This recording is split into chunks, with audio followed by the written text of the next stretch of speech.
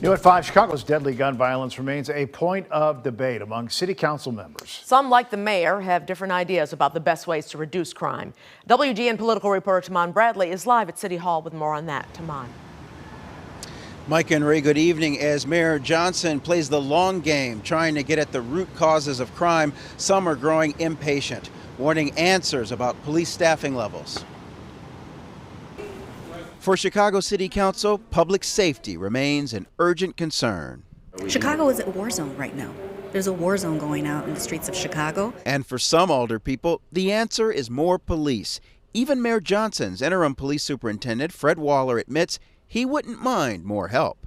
I'm never going to say that we can't use more manpower, more resources. We're really working officers to a nub. But Mayor Johnson favors a multi-tiered, long-term crime-fighting strategy.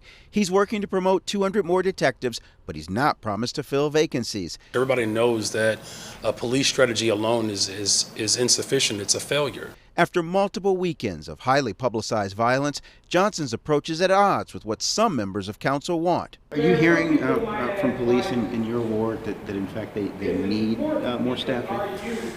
Yeah, I think we've been hearing that for quite some time now. I think that's something that we hear echoed throughout the city. I think we need to continue to strive to get the numbers up.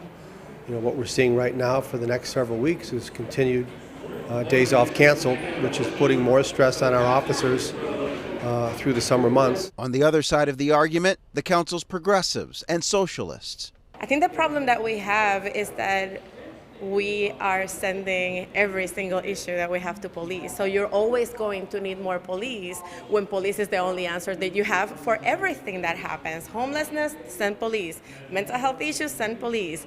Substance abuse, send police. Alderwoman Rosanna Rodriguez is among a group working to create new structures of crisis responders. Because you have other answers, right? And answers that can actually address the root causes of the issues that we're facing.